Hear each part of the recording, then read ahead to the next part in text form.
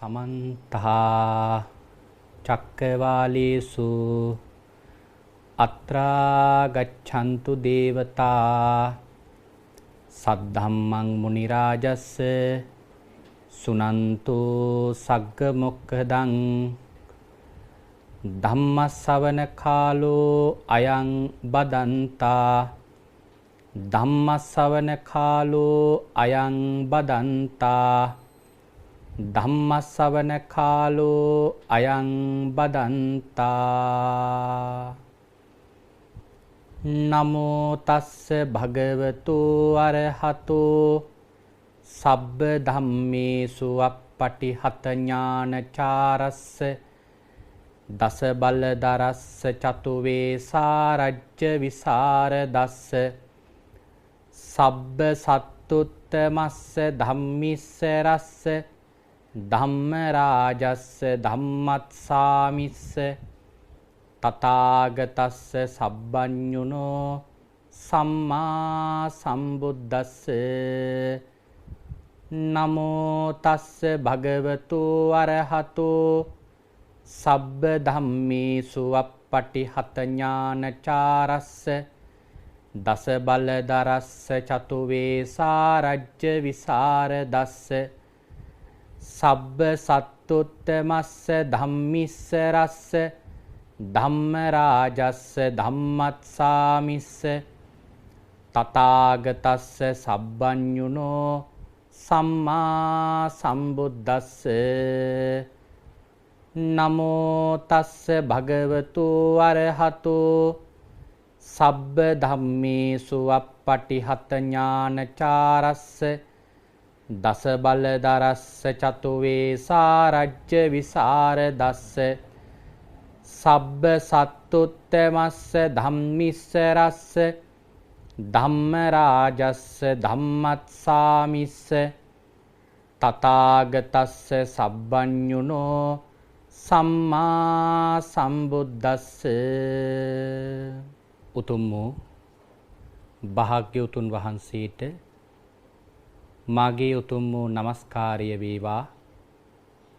ධම්මස්වාමී ලෝකස්වාමී භාග්‍යවතුන් වහන්සේට අයිති ධර්මයක් දේශනා කරන මේ වෙලාවේ මාගේ මොවින් වැරදි වචනයක් පිට නොවේවා, මිත්‍යා දෘෂ්ටික වචනයක් පිට නොවේවා, මගේ අදහසක් ධර්මයට විරුද්ධව පිට නොවේවා. උතුම් වූ භාග්‍යවතුන් වහන්සේගේ සත්‍යමෝ බුද්ධ වචනය දේශනා කරන්න භාග්‍යවතුන් වහන්සේගේ අදිෂ්ඨාන ශක්තිය පිළිසරණක් වේවා. සංඝ රත්නයේ අදිෂ්ඨාන ශක්තිය පිළිසරණක් වේවා. කෝටි ලක්ෂයක් වැඩ සිටින සියලුම ආර්යයන් වහන්සේලාගේ අනුග්‍රහය ලැබේවා. සියලුම සත්පුරුෂයන් වහන්සේලාගේ අනුග්‍රහය ලැබේවා. සියලුම ශාසන ආරක්ෂකයින් වහන්සේලාගේ අනුග්‍රහය ලැබේවා. හැම දිනාටම භාග්‍යවතුන් වහන්සේගේම ධර්මය අවබෝධ කරගෙන උතුම් චතුරාර්ය සත්‍ය ධර්මයම අවබෝධ කරගනිත්වා. සාදු සාදු සාදු.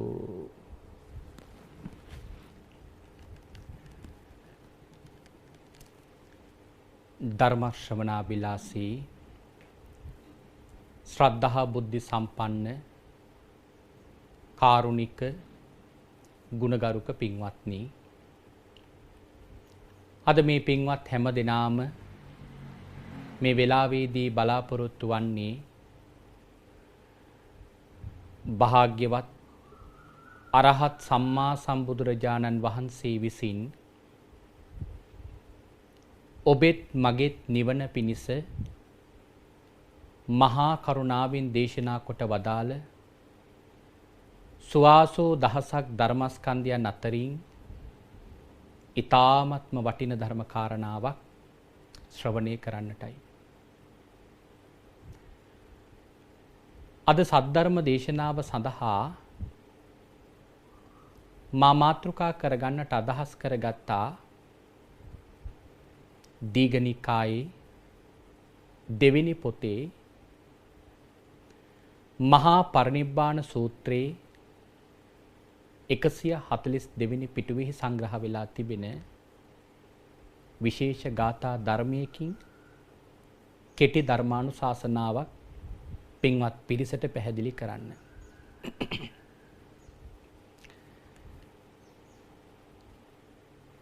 යස්මින් පදේසේ කප්පේති වාසං පණ්ඩිත ජාතියෝ සීලවන්තෙත්ත බෝජෙත්වා සංයතේ බ්‍රහ්මචාරියෝ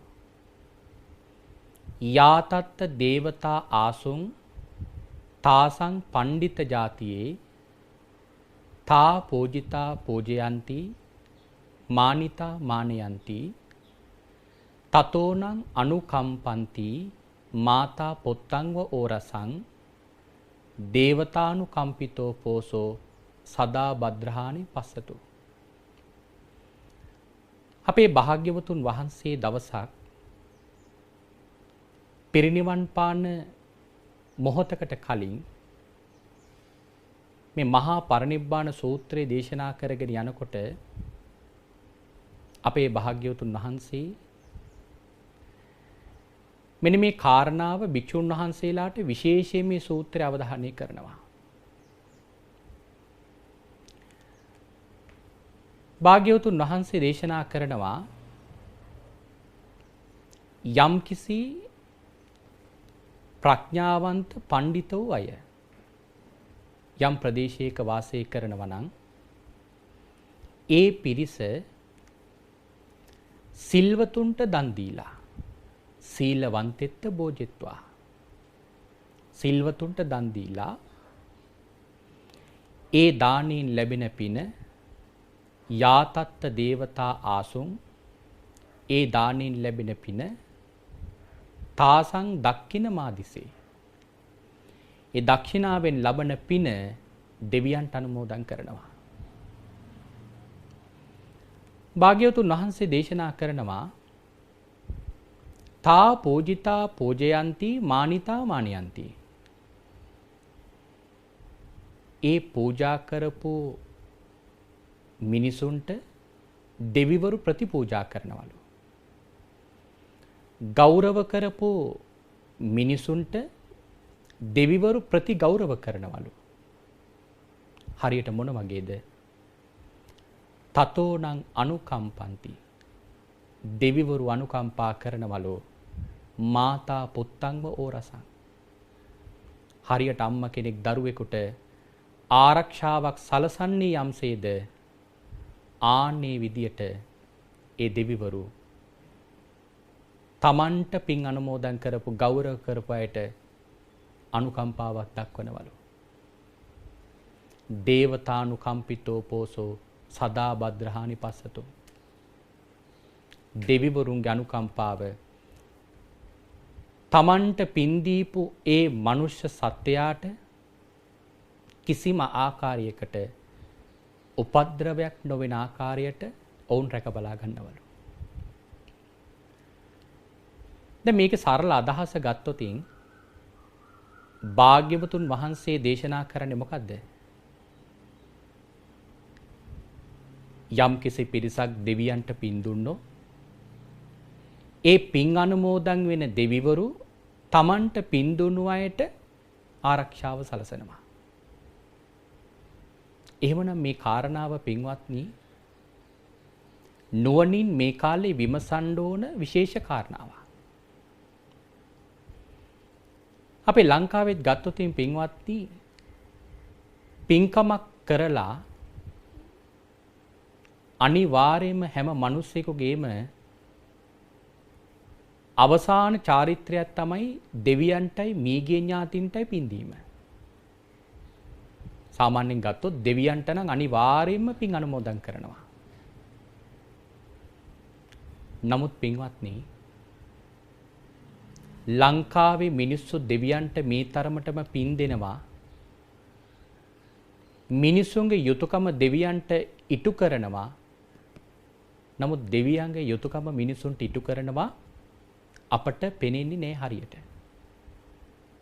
දැන් භාග්‍යවතුන් වහන්සේ දේශනා කරන්නේ තමන්ට පින් අනුමෝදන් කරපු මිනිසුන්ට උපකාර කරනවා. එහෙනම් අපි පින් අනුමෝදන් කරාට ඒ දෙවිවරුන්ට ඇයි ඒ දෙවිවරු අපිට නැවත පෙරලා ප්‍රතිඋපකාර කරන්නේ නැත්තේ? අපි බලන්න පින්වත්නි, ස්වභාවික විපත් වලින් යම් යම් වදුරු වලින් අපි කොච්චර පීඩා විඳිනවද? නිසි කාලයට වරුසාවනේ, වහින්න ඕන කාලයට පායනවා, පායන්න ඕන කාලයට වැහැලා භෝගයන් විනාශ වෙනවා. මේ වගේ නොයෙකුත් ප්‍රශ්න අපි හැම දිනාටම තියෙනවා. එහෙනම් බුදුරජාණන් වහන්සේගේ බුද්ධ වචනේ සත්‍යයක් නම් ඇයි පින්වත්නි අපිට භාග්‍යවතුන් වහන්සේ දේශනා කරපු විදියට මේ දෙවියන්ගේ අනුකම්පාව නොලැබෙන්නේ? එහෙනම් මෙන්න මේ ප්‍රශ්නයට පිළිතුරක් අද මේ ධර්මානුශාසනාව තුළින් අපි වටහා ගමු. මොකක්ද එහෙනම් හේතුව? අපි පින් දෙන දෙවිවරු කවුද කියලා ගොඩාක් දෙනෙක් නොදන්නාකම. සාමාන්‍යයෙන් අපි කල්පනා කරලා බැලුවොත් දරුවෙක් මේ ලෝකයට බිහි වෙන්න පටන් ගන්න තැන ඉඳලම මව් කුස පිළිසිඳ ගන්න කොටයි ගන්න කලින් ඉඳලාම ඒ මිනිසයාගේ අවසානයේ දක්වාම දෙවියන් එක්ක විශේෂ ගනුදෙනුවක් තියෙනවා. නොඑක් නොඑක් පූජාවල් දරුවා බිහි වෙන කාලේ කරනවා. දරුවා බිහි වුණෙන් පස්සේ කරනවා. අකුරු ලියවනකොට කරනවා. විභාග සමත් වෙන්නකොට කරනවා. විවාහ වෙනකොට කරනවා. ගෙවල් ගෙට ගෙවදිනකොට කරනවා. පින්වත්නි, කල්පනා කරලා බැලුවොත් අපි මේ යන්නේ මොන දෙවියන්ගේ සරණද කියලා. සමහර වෙලාවට මේ කාරණාව තරමක් තදින් සාකච්ඡා කළොත් බොහෝ දිනකට වැටහෙයි අපි ඇත්තටම මේ සරණ ගිහිල්ලා තියෙන්නේ සැබෑ දෙවියන්ගේ සරණද කියලා. පින්වත්නි, අපේ භාග්‍යවතුන් වහන්සේගේ ශාසනය සර්ව සම්පූර්ණයි. බුදුරජාණන් වහන්සේගේ මේ ධර්මයේ තුල අවුරුදු දහස් ගාණක් මහරහතන් වහන්සේලා අරගෙන ආපු මේ ත්‍රිපිටකයේ අට කතාවේ කියන මේ ග්‍රන්ථත් එක්ක සම්බන්ධ වෙච්ච ග්‍රන්ථවල පින්වත්නි මේ දෙවියන් පිළිබඳව බොහෝ කරුණු සාකච්ඡා කරලා තියෙනවා. හැබැයි අද අපි ඔය සරණ යන දෙවිවරු ගැන නෙවෙයි එතන විශේෂයෙන්ම සාකච්ඡා කරලා තියෙන්නේ. අපිට මේ ධර්ම සාකච්ඡාව සඳහා පුංචි කාලේ වෙලාවක් තියෙන නිසා බොහෝ කරුණු කතා කරන්න වෙලාව මදි. ඒ නිසා අපි දැනගත යුතු අත්‍යවශ්‍යම කාරණාවල් කිහිපයක් මේ සාකච්ඡාව තුළින් මේ මොහොතේ වටහා ගමු. කවුද අපේ ශාසනයට අයිති සම්මාදිට්ඨික දෙවිවරු? අපේ භාග්‍යවතුන් වහන්සේ මණියක්කික නාගරාජයන් වහන්සේගේ ආරාධනාව පරිදි අපේ මේ පින්වතුන් දන්නවා ලංකාවට වැඩම කරපු වෙලාවේ කැලණියට වැඩම කරනවා. ආන්නේ වැඩම කරපු වෙලාවේ භාග්‍යවතුන් වහන්සේ අනාගතේ මේ ලංකා ද්වීපයේ පිළිබඳව බුදු වැසින් දකිනවා. උන්වහන්සේට වැටහෙනවා මාගේ මේ ශාසනය අවසාන මොහොත දක්වාම පවතින එකම රට තමයි මේ ලංකා ද්වීපය. එහෙනම් මේ ලංකාව රැකෙන්න ඕන. ලංකාව රැකෙන්න නම් විශේෂ ආරක්ෂාවක් ඕන. පින්වත්නි, අපේ භාග්‍යවතුන් වහන්සේ උන්වහන්සේගේ සර්වඥතා ඥාණයෙන් බලලා අදිෂ්ඨාන කරනවා මේ ලංකා ද්වීපයේහි අනාගතේ තමන් වහන්සේ පිරිනිවන් පෑවෙන් පස්සේදී තමන් වහන්සේගේ ධාතුන් වහන්සේලා තැන්පත් වෙන්නේ මොන මොන ප්‍රදේශවලද කියලා. උන්වහන්සේ පළවෙනියට වඩිනවා කැලණි මහා පුදුබිමට. කැලණි මහා පුදුබිමට වැඩම කරලා එතන සමවත් සුවයෙන් වැඩ වාසය කරලා උන්වහන්සේ එතන අදිෂ්ඨාන කරනවා. අනාගතයේ මේ ස්ථානයේ මාගේ ධාතුන් වහන්සේලා තැන්පත් වෙලා මෙතන මෙවැනි රජ චෛත්‍යයක් ඉදි කරනවා. භාග්‍යවතුන් වහන්සේ මණියක් එක නාගරාජයන් වහන්සේට කතා කරලා කියනවා එදාට ඔබ මේ චෛත්‍ය මාගේ සම්බුද්ධ ශාසනය අවසන් වෙනකම්ම රැක බලා ගන්න ඕන. ඊළඟට භාග්‍යවතුන් වහන්සේ වඩිනවා අද රුවන්වැලි මහා සෑය ඉදි කරලා තිබෙන මේ පුණ්‍ය භූමියට. එකල හිම පුණ්‍ය භූමියක් තිබුණේ හිස් භූමියක්. භාග්‍යවතුන් වහන්සේ දැක්ක අනාගතයේ මේ ස්ථානයේ මේ වගේ චෛත්‍යයක් ඉදි වෙනවා. මාගේ ශරීරයේ වැඩිම ධාතුන් වහන්සේලා ප්‍රමාණයක් මේ ස්ථානයේ තැන්පත් කෙරෙලවා. එය භාග්‍යවතුන් වහන්සේ එතන අදිෂ්ඨාන කරනවා. මේ විශ්ව ධාතුවට තියෙන බලවත්ම චෛත්‍යය. පින්වත්නි, භාග්‍යවතුන් වහන්සේ අදිෂ්ඨාන කරලා බැලුවා මේ ස්ථානීය මගේ ශාසනය අවසන් වෙනකම්ම ආරක්ෂා කරන්නේ කවුද කියලා. ඒ වෙලාවේදී උන්වහන්සේ දැක්ක විශාල රූප දෙවියෝ, සම්මාදිට්ඨික දෙවි කෙනෙක්. මේ විශාල රූප දෙවියෝ මේ මහා චෛත්‍ය ආරක්ෂා කරන්න උන්වහන්සේ අදිෂ්ඨාන කළා. එහෙනම් රුවන්වැලි මහා සෑය අදටත් ආරක්ෂා කරන්නේ කවුද? විශාල රූප කියන ඒ සම්‍යක් දෘෂ්ටික දිවි රාජෝත්තමයන් වහන්සේ. ඊළඟට භාග්‍යවතුන් වහන්සේ තෝපාරාම පුදුමෙමි ඉදිවෙන ඒ භූමියට වැඩම කළා. භාග්‍යවතුන් වහන්සේ එතන පතවි පාල කියලා සම්‍යක් දෘෂ්ටික දෙවියන්ට ආරාධනා කරනවා මාගේ සම්බුද්ධ ශාසනය අවසන් වෙනකම් මේ ස්ථානය ආරක්ෂා කරන්න කියලා. ඊළඟට වඩිනවා මිරිස වැටියට. එතනට වැඩම කරලා භාග්‍යවතුන් වහන්සේ ස්ථානය තුල ඉන්දක කියන දිවි රාජෝත්තමයන් වහන්සේට ආරාධනා කරනවා මේ පුණ්‍ය භූමිය ආරක්ෂා කරන්න කියලා. ඊළඟට භාග්‍යවතුන් වහන්සේ වඩිනවා නාගදීපයට. භාග්‍යවතුන් වහන්සේ නාගදීපයට වැඩම කරලා මහා මහින්ද කියන දිව්‍ය රාජෝත්තමයන් වහන්සේට ඒ පොදබිම මේ ශාසනය අවසන් වෙනකන් ආරක්ෂා කරන්න කියලා භාග්‍යවතුන් වහන්සේ අදිෂ්ඨාන කරනවා. ඊළඟට තිස්ස මහරාම චෛත්‍යයේ ඉදි වෙන ඒ පුණ්‍ය භූමියට වැඩම කරලා එතනත් සමවත් සුවයෙන් වැඩ වාසය කරලා මණි මේකලා කියලා දිව්‍යාංගනාවකට ආරාධනා කරනවා මේ ශාසනය අවසන් වෙනකම් මෙතන ආරක්ෂා කරන්න කියලා. ඊළඟට වැඩම කරනවා කතරගම කිරිවෙහෙරට.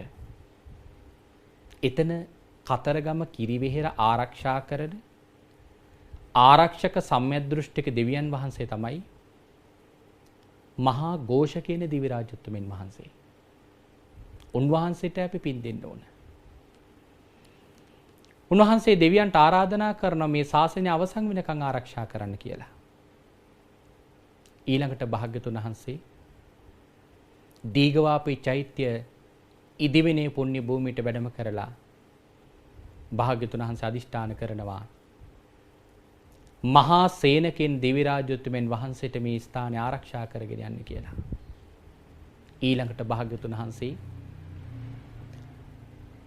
ශ්‍රී පාද ස්ථානෙට වැඩම කරපු වෙලාවේ තමන් වහන්සේගේ ශ්‍රී පාද සටහන් කරපු මොහොතේ සුමන සමන් දිව්‍ය රාජෝත්තමයන් වහන්සේ ස්ථාන ආරක්ෂා කරගෙන යන අදිෂ්ඨාන කරනවා. සුමන සමන් දිව්‍ය රාජෝත්තමයන් වහන්සේ පමණක් නොවේ. උන්වහන්සේට ඒ ස්ථානයේ පමණක් නොවේ. භාග්‍යවතුන් වහන්සේ පළමු වර මේ ලංකා දීපයට වැඩම කරපු වෙලාවේ මේ ලංකා දීපයට තමන් වහන්සේගේ ශ්‍රී පාද සටහන කරපු පළවෙනිම පුණ්‍ය භූමිය වන මහියංගන සෑ රජාණන් වහන්සේ ආරක්ෂා කරන්න සුමන සමන් දිව්‍ය රාජෝත්වයන් වහන්සේ පොරොන්දු වුණා. ඊළඟට භාග්‍යතුන් වහන්සේගේ විශාලතම ධාතුන් වහන්සේ තැන්පත් වෙලා ඉන්න සේරුවාවිල පොදුබිමට වැඩම කරලා ඒ ස්ථානයේ අනාගතේ මෙවැනි චෛත්‍යයක් මගේ මේ ධාතුන් වහන්සේ තැන්පත් වෙලා ඉදි වෙනවා. ඒ චෛත්‍ය ආරක්ෂා කරන්න සුමන කියන නාගරාජයන් වහන්සේට ආරාධනා කරා. හැබැයි උන්වහන්සේ පමණක් නෙවෙයි සුමන නාගරාජයන් වහන්සේට අම්මා කෙනෙකුයි සහ බෑණනුවන් කෙනෙකුයි හිටියා. අම්මගේ නම ඉන්දමානවිකාව. බෑණ ජයසේන. මේ සුමන නාගරාජයන් වහන්සේ ඉන්දමානවිකාවයි හිටියේ බුදුරජාණන් වහන්සේ වැඩ හිටපු ජේතවනාරාමේ ගන්ධ කුටිය ළඟ තිබිච්ච එක්තරා වෘක්ෂයක. ඒ වෙලාවේ භාග්‍යවතුන් වහන්සේ වඩිනකොට මේ සුමන නාගරාජයන් වහන්සේ ඉන්ද මානවිකාවයි දෙන්නත් ආවා. පළවෙනියට සුමන නාගරාජයන් වහන්සේ විතරයි ආවේ. පස්සේ සුමන නාගරාජයන් වහන්සේට සේරුවාවිල ආරක්ෂා කරන බාර දුන්නයි කියලා කිව්වම භාග්‍යවතුන් වහන්සේ නැවතත් ජේතවනාරාමයට වැඩම කරාම මෑණියන් නැවිල් අහනවා ස්වාමීනි මගේ පුත්‍රයා කෝ කියලා. එතකොට කියනවා ලංකාදීපේ මේ ස්ථානේ නැවතුණා කියලා. ඉන්ද මානවිකාවත් භාග්‍යතුන් වහන්සේට අවසර දීලා අවසර අරගෙන ස්ථානෙට පැමිණියා. හැබැයි සුමන නාගරාජය පළවෙනියට කැමති වෙන්නේ කියන ස්වාමීන් වහන්සේගේ ස්වර්ණ වර්ණයෙන් බබලන්නා වූ ඔය මහා රූපශ්‍රීය බලමින් මට බුද්ධානුස්සතිය වඩාගෙන ඉන්න දෙන්න කියලා. ඔබ වහන්සේගේ ගන්ධ කුටිය ළඟ. නමුත් භාග්‍යතුන් වහන්සේ කියනවා නෑ. ඔබ කකුසඳ කෝණාගමන කාශ්‍යප කියන මේ සම්මා සම්බුදුරජාණන් වහන්සේලා 3 නමකගේ ධාතු චෛත්‍ය ආරක්ෂා කරපු දෙවි කෙනෙක්. කොහෙද? අද සේරුවාවිල පොදුබිම තියෙන ස්ථානෙමයි. එහෙනම් අදත් ඔබ මගේ චෛත්‍යයත් ඒ විදිහටම ආරක්ෂා කරන්න ඕන කියලා භාග්‍යතුන් වහන්සේ ස්ථානේ පැවරුවා. එතකොට සුමන නාගරාජයන් වහන්සේට ඒ වෙනකොට පරිවාර නාගයෝ කෝටි 6ක් හිටියා. ඉන්ද මානවිකාවට පරිවාර නාගයෝ කෝටි 6ක් හිටියා. ජයසේන බෑණනුවන්ට පරිවාර නාගයෝ කෝටි 2ක් හිටියා. එහෙනම් සේරුවාවිල පොදුබිම ආරක්ෂා කරනවා සම්‍යක් දෘෂ්ටික බලවත් නාගරාජයන් වහන්සේලා කෝටි 14ක්.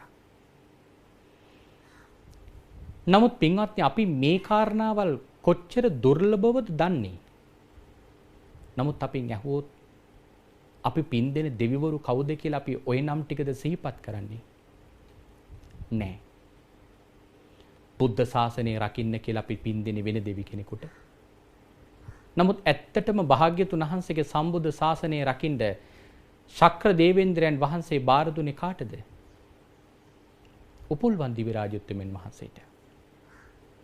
අද අපි හඳුන්වන්නේ වෙනත් නමක් නැබැයි ඒ නමයි මේ උපුල්වන් දෙවියන්ගේ නමයි දෙකක්. උපුල්වන් දිව්‍ය රාජෝත්තමයන් වහන්සේ තමයි මේ සම්බුද්ධ ශාසනය ආරක්ෂා කරන්න භාග්‍යවතුන් වහන්සේ බාර දුන්නා කියලා අපේ ධර්මයේ සඳහන් කරලා තියෙනවා. එහෙනම් අපි පින් දෙන උන්වහන්සේට. පින්වත්නි ශක්‍ර දෙවියන්ට ඉන්නවා 33 දෙනෙක් දෙව් රජවරු. ඒ 33 දෙනාගෙන් එක බලවත් දෙවි කෙනෙක් හැටියට මේ උපුල්වන් දෙවියෝ හඳුන්වන්නත් පුළුවන්. පැහැදිලි සාක්ෂියක් නැති වුණත් යම් යම් කරුණු වලින් අපට ඒ කාරණාව ටිකක් ඔප්පු කරගන්න පුළුවන්. කොහොම වුණත් උපුල්වන් දෙවියෝ කියලා කියන්නේ මහා බලවත් දෙවි කෙනෙක්. එහෙමනම් ඒ දිව්‍ය රාජෝත්තමයන් වහන්සේටයි අපි පින් අනුමෝදන් කරන්න ඕන. එහෙනම් දැන් ඔබට වැටහෙනව ඇති බුදුරජාණන් වහන්සේ දෙවියන්ට පින් දෙනවා නම් ඒ පින් ලබන දෙවිවරු අපිව දරුවෙක් අම්මා කෙනෙක් දරුවෙක් රැකබලා ගන්නවා වගේ බලා ගන්නවා කියලා කිව්වා නම් එහෙනම් අපිට මේ රැකවරණේ නොලැබිලා තියෙන මොකක් නිසාද? අපි එහෙමනම් මෙච්චර කාලයක් පින් දීලා තියෙන කාටද? මිත්‍යා දෘෂ්ටික දෙවිවරුන්ට. පින්වත්නි, මිත්‍යා දෘෂ්ටික දෙවිවරුන්ගෙන් කවදාවත් අපට හොඳක් වෙන්නේ නැහැ. දැන් කෙනෙකුට හිතෙන්න පුළුවන් ලංකාව වගේ රටක එහෙමයි ඉන්න පුළුවන්ද? එහෙම ඉඳලා තියෙනවා. හොඳම කතාව තමයි අනේපිඩි සිටුතුමා තමන්ගේ ගෙදර හැමදාම 509කට දන් දෙනවා. සමහර දවසට බුදුහාමුදුරු වඩිනවා, සමහර දවසට අග්‍ර ශ්‍රාවකයන් වහන්සේලා වඩිනවා, සමහර දවසට අසෝ මහා ශ්‍රාවකයන් වහන්සේලා වඩිනවා. මේ අනේපිඩි සිටුතුමාගේ ගෙදර ద్వාර කෝෂ්ඨකේ ආරක්ෂා කරගෙන හිටියා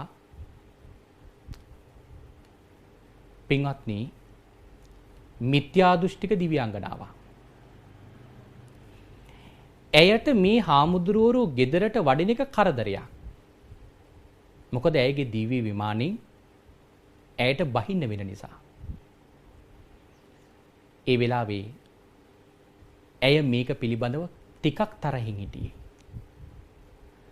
කාලයක් යනකොට අනේපිඩු සිටුතුමා නිසි මුදල් කළමනාකරණයක් නැති වෙච්ච නිසා සිටුවරයා දුප්පත් වුණා. කදිරංගාර ජාතකයේ මේ කතාව බොහොම විස්තරාත්මකව තිබෙනවා. නමුත් කෙටියෙන් කියන්නේ කාල වේලාව මදි නිසා.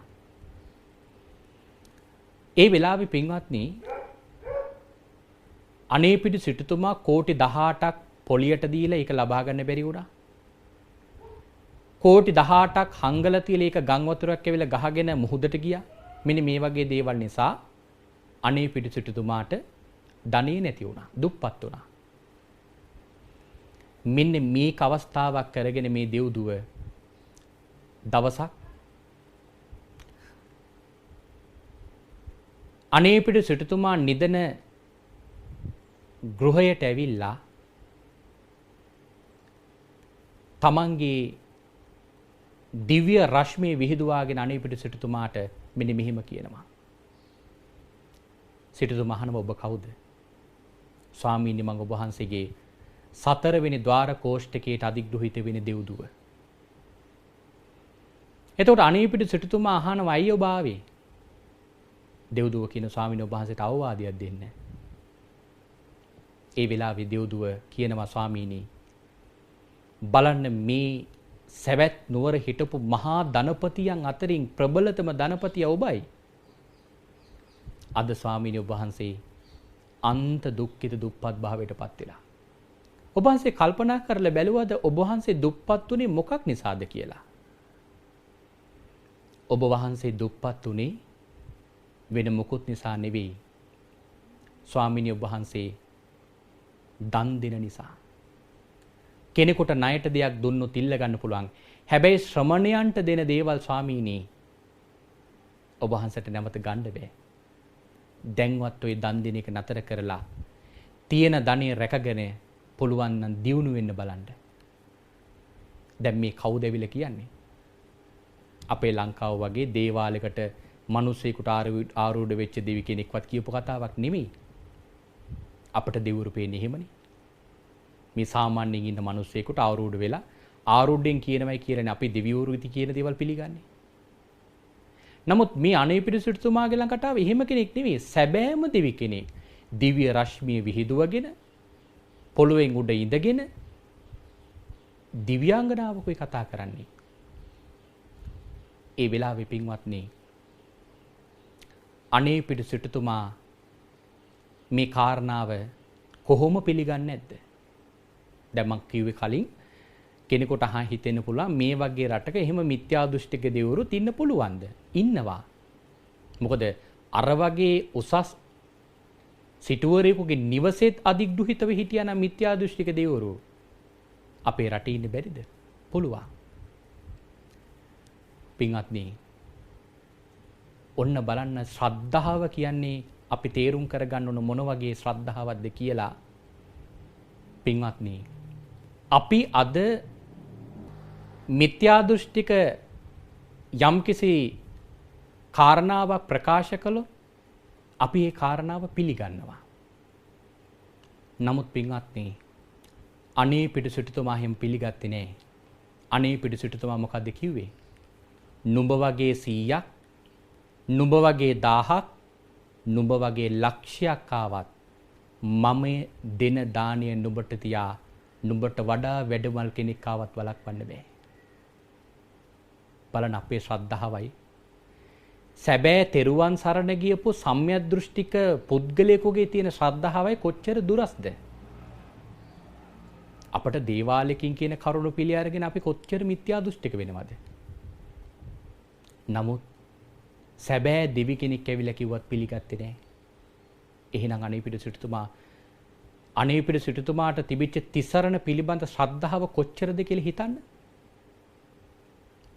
පින්වත්නි, ඒ වෙලාවේදී අනේපිඩ සිටුතුමා මේ මොහොතේම කියනවා මට දුකයි නුඹ වගේ මිත්‍යා දෘෂ්ටිකෙක් මගේ මේ මාලිගාවේ ආරක්ෂාවට හිටියා කියලා කිව්වම මේ මොහොතේම දැන්ම මේ මගේ නිවහනින් එළියට යන්න කිව්වා.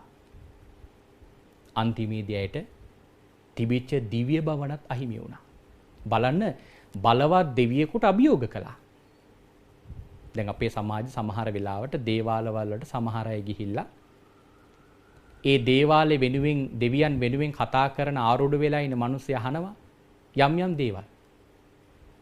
සමහරලාට ඒ අහනකොට Tamanට දැනෙනවා මේ අහන්නේ බොරුවක් කියලා. නමුත් අර දෙවියන්ට තියෙන බයටම කියනවා ඔව් කියලා. පිළි අර ගන්නවා. ඇයි? බයක් තියෙනවා. පින්වත්නි, අපිව මේ විදියට බයක් ඇති කරවල තියෙනවා. නමුත් සැබෑ තෙරුවන් සරණ ගියපු කෙනෙකුට නම් පින්වත්නි දෙවියන්ට තබා මාරයටවත් බෑවිලා අභියෝග කරන්න. ඒ නිසා ඔබ ශ්‍රද්ධාවෙන් තෙරුවන් සරණ යන්න. බුදුරජාණන් වහන්සේට මගේ ජීවිතය පූජා කරමි. ආත්මය පවරා දෙමි. මම බුදුරජාණන් වහන්සේ සරණ හැර අන් සරණක් යන්නේ නෑ. මට ඊතර වෙන්න මාර්ගය කියලා දුන්නා. අත්ත සන්නියතාවය ආත්මය පවරලා දුන්නා. තත් පරායනෝ මම දිවි හිමියෙන් තෙරුවන් සරණ යනවා. ශිෂ්‍ය භාවෝපගමෝ මම තෙරුවන්ට ශිෂ්‍යෙක් වෙනවා. ශිෂ්‍යෙක් කියලා කියන අතවැසිය කියන එකයි. අතවැසිය කියන්නේ දැන් අපි ගුරුවරුන්ට ගරු කරන යම්සේද ආන් ඒ විදිහට ගරු කරනවා. ඊළඟට අවසාන එක පණිපාත කියලා කියන්නේ පින්වත්නි තෙරුවන් දැක්කම නැගිටිනවා, වඳිනවා, ගරු කරනවා. තෙරුවන්ට පසුපස හරවල යන්නේ නැහැ. ශබ්ද කළා කතා කරන්නේ නැහැ.